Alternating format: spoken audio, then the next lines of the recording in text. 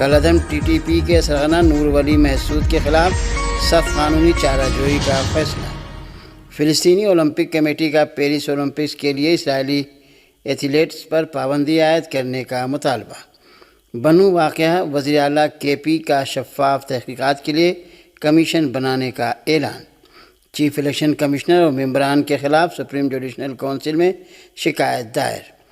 عوام کھڑے ہو جائیں تو حکومت گھٹنے ٹیک دے گی، مفتی محمد تقی عثمانی۔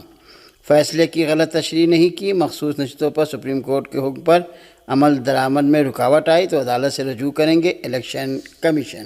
اسرائیلی میڈیا کی ویڈیو رپورٹ کے مطابق یہودی نیشنل سیکورٹی وزیر ایتمار بن گویر نے سخت حفاظتی حصار میں محافظوں کے ساتھ بیت المقدس کے صحن میں ایک ویڈیو بنا کر دنیا بھر کے 2 ارب مسلمانوں کو دھمکی دی ہے کہ اگر حماس نے یہودی قیدیوں کو فوری رہا نہ کیا تو بیت المقدس کی پوری عمارت کو زمین سے ملا دیا جائے گا اور فلسطینیوں کی پوری نسل کو ختم کر کے مٹی میں دفن کر دیا جائے گا۔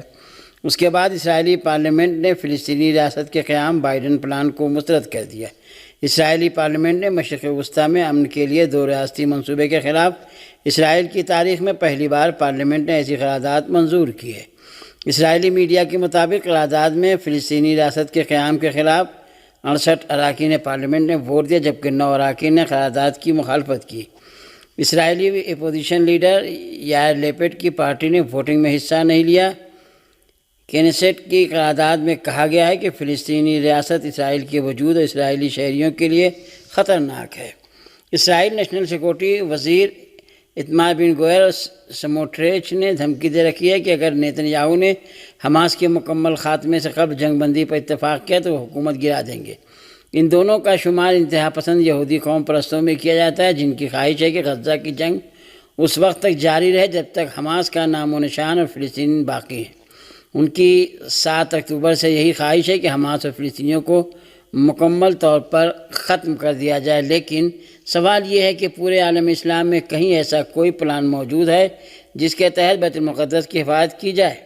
دنیا بھر میں مشرق سے لے کر مغرب اور شمال سے جنوب تک مسلمانوں کی بھری آبادی میں سے کہیں بھی فلسطینیوں کے لیے کوئی آواز نکل رہی ہے؟ اس کے برعکس روسی اور چینی وزارت خارجہ سے روزانہ کوئی نہ کوئی آواز فلسطینیوں کی ہمدردی میں ضرور نکلتی ہی رہتی ہے۔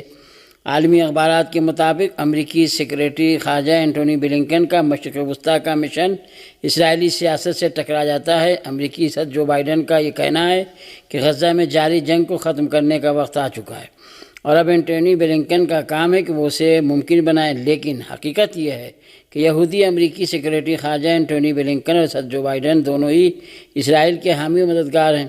نیشنل سیکورٹی وزیر ایتمار بن گویر اور وزیر خزانہ بیزالیل سموٹریچ کہتے ہیں کہ اردن دریا اور بحیرہ روم کے بیچ موجود سارا علاقہ یہودیوں کی زمین ہے جہاں یہودیوں کو ہی آباد ہونا چاہیے۔ ان کا موقف ہے کہ فلسطینیوں کو رضاکارانہ طور پر غزہ چھوڑ کے کسی دوسرے اسلامی ملک میں چلے جانا چاہیے۔ اسرائیلی میڈیا کے مطابق قرارداد سے اسرائیلی اور عرب ممالک میں امن کے لیے سفارتی کوششوں کو دھچکا لگا ہے۔ قبل ازیں غزہ میں اسرائیلی طیاروں کی بے گھر فلسطینیوں پر بمباری نہ تھمی۔ 24 گھنٹوں کے دوران غزہ پر اسرائیلی حملوں میں 90 سے زائد فلسطینی شہید ہو گئے۔ فلسطینی وزارت صحت کے مطابق اسرائیلی فوج نے 10 روز میں اقوام متحدہ کے 8 پناہ گزین اسکولوں کو نشانہ بنایا۔ سول ڈیفنس کے اہلکاروں کا کہنا ہے کہ وسطی غزہ کے نصیرات پناہ گزین کیمپ پر تازہ اسرائیلی حملے میں کم از کم 14 فلسطینی شہید ہوئے ہیں۔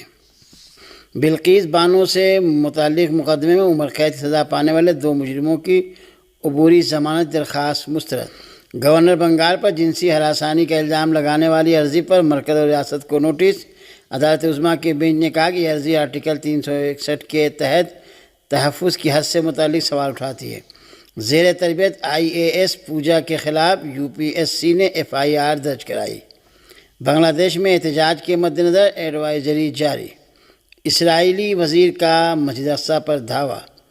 ٹرمپ نے صدارتی امیدوار کی نامزدگی باضابطہ طور پر قبول کر لی۔ کورونا سے نمٹنے کی ساری منصوبہ بندی ہی غلط کی گئی۔ برطانوی حکومت کی کورونا انکوائری رپورٹ میں ہولناک انکشافات۔ افغانستان کو فراہم کردہ امریکی فنڈز عسکری پسندوں تک پہنچنے کا انکشاف۔ پاکستان نے PTI پر پابندی سے متعلق امریکی تحفظات مداخلت اور ناقابل قبول قرار دیا۔ پاکستان دنیا کا 5واں سب سے زیادہ آبادی والا ملک بن گیا۔ عراق میں پاپولو موبلائزیشن فورسز کے گولہ بارود کے ڈپو میں دھماکہ۔ اسرائیل کے غزہ پر حملے جاری، 24 گھنٹوں میں مزید 54 فلسطینی شہید۔ سعودی عرب میں رواں سال 7 پاکستانیوں سمیت 100 افراد کو سزائے موت۔ ہندوستانی ریل ملک کی لائف لائن ہے، کروڑوں لوگ اس سے روزانہ سفر کرتے ہیں۔ سب سے اچھی بات یہ ہے کہ یومیہ مسافروں کے لیے محدود فاصلے کی سٹی اسپیشل ٹرینیں چلتی ہیں، جن کے سہارے لاکھوں لوگ سستے دام کے ٹکٹ پر ماہانہ پاس پر روزانہ کام پر آتے جاتے ہیں۔ ان ٹرینوں کا وقت دفاتر کے حساب سے ہی رکھا گیا، مگر ایسا اکثر دیکھا گیا ہے کہ لمبی دوری کی ٹرینوں میں بھی مسافر داخل ہو جاتے ہیں، بلکہ ریزرو ڈبوں کے مسافروں کے ساتھ زور زبردستی بھی کرتے ہیں۔ ایسی صورت میں نئے ضابطے سے ان مسافروں کے ساتھ انصاف ہوگا۔ 4 ماہ پہلے سے ٹکٹ ریزرو کرواتے ہیں یا تتکال میں زیادہ قیمت چکا کر ٹکٹ لیتے ہیں اور زبردست بھیڑ کی وجہ سے اپنے ڈبے کی بیت الخلاء تک نہیں جا پاتے ہیں۔ بلا شبہ جو ویٹنگ ٹکٹ لے کر سفر کرتے ہیں وہ کوئی شوقیہ ایسا نہیں کرتے، بلکہ سچ تو یہ کہ انہیں زیادہ تکلیف اٹھانی پڑتی ہے، بلکہ ٹی ٹی بھی بعض اوقات ان سے الجھ پڑتے ہیں اور انہیں برا بھلا کہہ دیتے ہیں۔ ایسی صورت میں اگر ایک بار یہ ضابطہ سختی سے نافذ ہو جائے کہ بغیر ریزرویشن کے کوئی بھی ریزرو ڈبے میں سفر نہیں کر سکتا، تو یقیناً وہ اپنا سفر ملتوی کرنے یا دیگر متبادل ذرائع پر غور کریں گے۔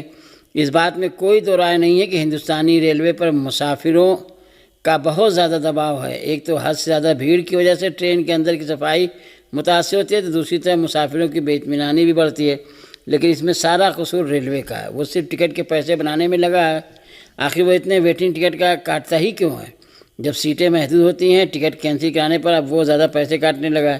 اسے سب سے پہلے ریل انتظامیہ کو اپنے گریبان میں جھانکنا چاہیے، اسے اپنی خامیوں کو درست کرنا چاہیے۔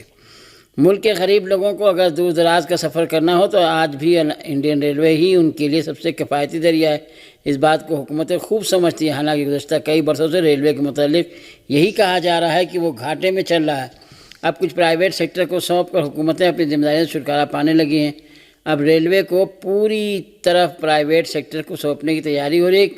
کووڈ کے بعد سے ریلوے آہستہ آہستہ لوگوں سے کئی سہولتیں چھین رہی ہے۔ اس وبا کی آڑ میں اس نے کئی مسافر گاڑیاں ہمیشہ کے لیے بند کر دی ہیں۔ رعایتی شرح پر بچوں کی سیٹیں الاٹ کرنے کی سہولت ہو یا بزرگوں کو ملنے والی رعایتیں سب چھینی جا چکی ہیں۔ پلیٹ فارم ٹکٹوں کے دام منمانے ڈھنگ سے بڑھائے گئے ہیں۔ اب 1 جولائی سے نافذ نئے ضابطے کے مطابق اگر ویٹنگ ٹکٹ لے کر کوئی سفر کرتا ہے تو یہ غیر قانونی ہے اور ٹکٹ چیکر ایسے مسافر سے 440 روپے جرمانہ بھی وصول کر سکتا ہے اور اگلے اسٹیشن پر اتار سکتا ہے۔